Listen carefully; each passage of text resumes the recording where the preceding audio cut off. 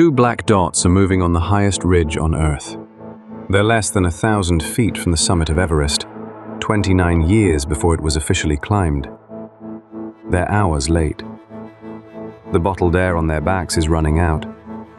The man watching them through a break in the mist is the last person who will ever see them. One of them carries a camera, a folding Kodak small enough for a waistcoat pocket. If they reach the top, the proof is on its film. 102 years later, it's never been found. The men have. In 1999, searchers found his body frozen high on the mountain's north face. And in 2024, far below on the glacier, a boot melted out of the ice with a foot still inside it. The sock was stitched with a name, A.C. Irvine. His partner was George Mallory. This is the story of their last climb, and what is still potentially the first summit of the highest mountain on Earth by any human being. Mallory had been on Everest before, and it had cost him. In 1922, on the second British expedition, he led Sherpas up the slopes below the North Col through days of fresh snow. The slope broke. An avalanche swept the roped Sherpas into a crevasse. 2 men were dug out alive, 7 were dead. Mallory had chosen the line to climb up the mountain. Mallory's last letters to his wife told a grim story. The 1924 season was going badly. Malaria had knocked out the expedition's general on the march in, leaving a colonel named Edward Norton in command. Then, May storms drove everyone down the mountain, and Norton, Mallory and Somervell climbed back up to rescue 4 stranded Sherpas. In early June, Norton and Howard Somervell made a run at the summit without oxygen. 3 Sherpas, Norbu Yishe, Lakpa Chedi and Semchumbi, carried their top camp to 26,700 feet before turning back. From it, Norton reached 28,126 feet. No human had ever climbed higher. He stopped less than 1,000 feet short, and that night he went snowblind for 60 hours. Somervell came down worse. The frostbitten lining of his throat tore loose and choked him. He coughed the dead tissue out of his own body and kept walking. There were no fixed ropes on Everest in 1924, no radios either. Messages between camps were sleeping bags laid out in code on the snow, read through a telescope from miles below. The climbers wore gabardine, a cotton jacket cut like hiking clothes over layers of wool and silk. Their boots were leather and felt, soled with more than 100 steel hobnails. Their rope was natural fiber, about as thick as a clothesline. The oxygen came in steel tanks on a pack frame, roughly 25 pounds a man, breathed through a rubber tube you had to bite. The sets leaked, and their valves froze in the cold. Sherpas called the gas English air and hauled it up the mountain for about $1 a day. The monsoon was days away, and with it the end of the season's last window. The night Norton came down, Mallory told him he'd make one more attempt, with oxygen this time. 7 men had died under his lead the last time he pushed this mountain. He asked to push it again. For a partner, he passed over Noel Odell, probably the strongest climber on the mountain that month, and took Sandy Irvine instead. Irvine was 22, an Oxford engineering student on his first expedition. But the oxygen sets broke constantly, and Irvine was the one man who could fix them. Over the winter, he'd rebuilt them, cutting the factory's 35 pounds down to 24. Mallory called him strong as an ox. Norton, as leader, could have overruled the pairing. He let it stand. Mallory carried a photograph of his wife, Ruth. He'd made her a promise. If he reached the summit of Everest, he'd bury her picture in the snow on top. On the morning of June the 6th, Mallory and Irvine left the North Col with 8 Sherpas. Odell photographed them going. They were at the edge of camp, bent over their oxygen sets. It's the last close photograph of them alive.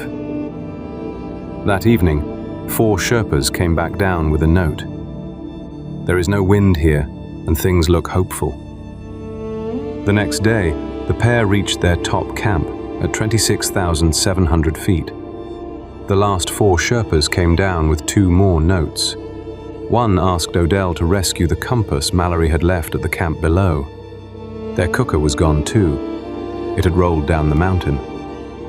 The other note told John Noel, the expedition's filmmaker, where to point his lens the next morning. Start looking for us at 8 p.m. Mallory meant 8 in the morning. Noel understood. That night, the 2 men slept in one canvas tent pitched on a ledge. It was the highest camp on Earth. Above them stood the ridge, 3 rock steps, and the last 2,000 feet of the world. For the morning's climb, each man had about 8 hours of bottled air. From 8 in the morning, miles below, John Noel keeps his movie camera trained on the skyline, where Mallory's note promised they'd appear. 8 o'clock comes and goes. The skyline stays empty. By 10, cloud has rolled over the mountain. At 10 to 1, Noel Odell is climbing alone behind them, hauling supplies up to their camp.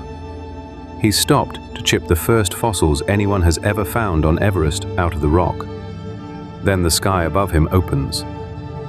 My eyes became fixed on one tiny black spot silhouetted on a small snow crest beneath a rock step in the mixture, Odell wrote. The black spot moved. Another black spot became apparent and moved up the snow to join the other on the crest. The first then approached the great rock step and shortly emerged at the top. The second did likewise. Then the whole fascinating vision vanished, enveloped in cloud once more. Going strong for the top, his dispatch said. By Odell's math, they would reach the summit by 4 in the afternoon. It was already 10 to 1. Mallory's own plan had them at that rock step 5 hours earlier, and the air on their backs was a countdown. The summit still stood close to 1,000 feet above them. At 2 o'clock, a squall hit the ridge. Odell reaches the top camp in driving snow and finds the tent in disorder, gear thrown everywhere. He steps back out into the storm and climbs higher, whistling and shouting up the mountain in case they're coming down blind. No one answers. At 4, the storm clears and the whole ridge stands out sharp against the sky. It's empty. Odell went down that evening. Mallory's standing instruction was to leave the small tent free for the summit pair. Over the next 2 days, Odell climbed back up to search. The last push, alone with oxygen, to nearly 27,000 feet. He found nothing. Not even a dropped oxygen tank. Then he laid 6 sleeping bags on the snow in the shape of a cross. Through telescopes at the camps below, they read the signal. No trace can be found, awaiting orders. The only way to send news out of Tibet was by runner. Norton sent a coded telegram. Mallory, Irvine, Nove. Remainder, Alcedo. It meant Mallory and Irvine were dead. Everyone else was alive. Nearly 2 weeks after the mist closed, the story broke in the Times. That October, the king attended a memorial for the 2 climbers at St. Paul's Cathedral, and Odell came home from the mountain convinced they'd reached the summit before they died. He'd watched them moving strongly with hours of daylight left. He held to that for the rest of his life. And the rest of his life turned out to be 63 years. There are 3 rock steps on that ridge, and everything hangs on which one he saw them climb, because the higher the step, the closer they were to the summit. The second is a 100-foot tier of rock at 28,000 feet, capped by a near vertical head wall. Past it, the road to the summit lies open. Climbers summiting Everest today traverse the wall on an aluminium ladder bolted there in 1975. In 1924, there was only the rock. Odell answered questions about that sighting for the rest of his life, and his answer moved. His first report placed them high, at a step just below the final rise to the summit. The expedition's official account named it the second step. Critics pushed back. The second step was considered unclimbable, and he'd watched a man top it in about 5 minutes. Under that pressure, Odell conceded he might have seen them lower down, on the first step. Years later, he changed his mind and returned to the second. Near the end of his life, he admitted that after 60 years of questioning, he was no longer certain which step it was. He never once said they didn't make it.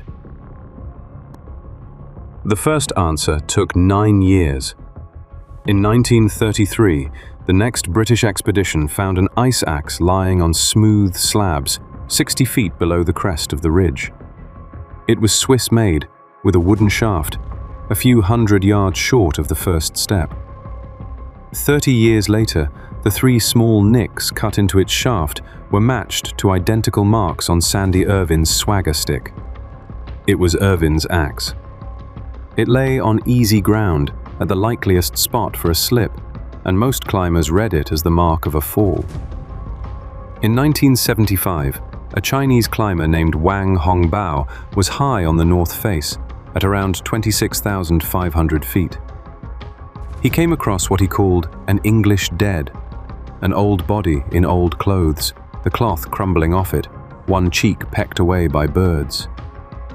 Wang kept what he'd seen to himself for 4 years.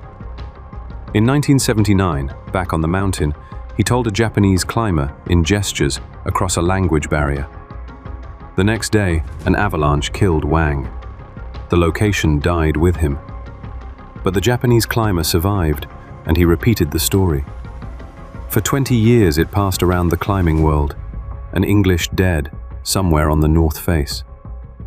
The one solid clue was where Wang's camp had stood in 1975. In 1999, an American team searched the slopes below that spot. On the 1st of May, a climber named Conrad Anker spotted a patch of white below the ridge that was too smooth to be stone. It was a man, face down on a gravel terrace at 26,700 feet, frozen into the mountain, bleached white as marble. They turned back a shirt collar and read the name tape.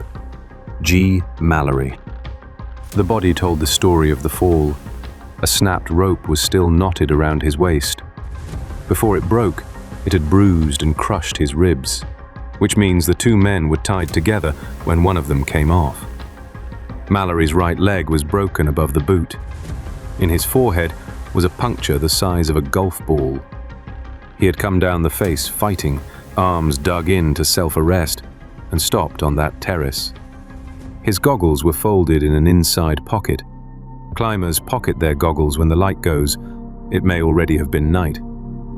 In his pockets, they found letters from his brother and sister, a broken altimeter, bills, matches, a penknife, a list of supplies. 2 things were missing. There was no camera, and the photograph of Ruth, the one he promised to bury at the summit, wasn't there. Letters and loose bills had survived 75 years in those pockets. A photograph should have survived with them. Irvine went the rest of the way down the mountain. How far he fell and how far the moving ice carried him, nobody knows. Below Mallory's terrace, the face drops another 7,000 feet to the head of a glacier. In September 2024, a National Geographic crew filming a documentary there found a leather boot melting out of the ice. The sole was studded with hobnails. There was a foot still inside it. The sock was stitched in red thread with a name, A.C. Irvine. The team's leader reckoned the ice had let go of it about a week before they walked past. The remains left the mountain in a cooler into Chinese custody, and as of this year, the family is still waiting on DNA confirmation. Some people suspected the find was staged. The more likely explanation is the way glaciers move. Ice flows downhill, and it's melting faster every year. What fell into it a century ago is coming out the bottom now. The camera has still never surfaced. There's a rumor it already did. The story goes that a Chinese team pulled it off a body in 1975 and that it sits under lock and key in a museum. Nobody has ever produced it. The historian, Mick Conifrey, spent 5 years in the expedition archives, and he doesn't buy it. When there's a vacuum, he says, you can speculate about it. The case for the summit starts with the pockets. Ruth's photograph is gone, and everything around it survived. The goggles were stowed, which reads like a man still moving after dark. A climber descending from the summit runs out of daylight. Turning back at noon gets you home before sunset. And the highest trace they left, an empty oxygen tank found near the first step decades later, has been read as proof they were climbing fast. Others have challenged that math. The case against the summit starts with the historians. Mick Confrey, after those 5 years in the archives, thinks the likeliest story is the plain one. The squall came in at 2, they turned for home, and they fell on the retreat, well short of the top. The second step backs him up. Nobody verifiably climbed it until 1960, when a Chinese team climbed the step by standing on each other's shoulders. Nobody free climbed it until 1985. Conrad Anker, the man who found Mallory's body, climbed it in 2007, with the ladder taken down, in modern gear. He came away doubting it could have been done with 1924 equipment. Then there's the air. 2 tanks a man is about 8 hours. They were at least 5 hours behind their own plan when the mist parted. The goggles have a second explanation. Climbers don't only pocket them in the dark, they take them off in cloud too, and cloud covered that ridge from 2 o'clock on. The missing Photoshop is also weaker evidence than it looks. Mallory left his compass at one camp and his torch at another.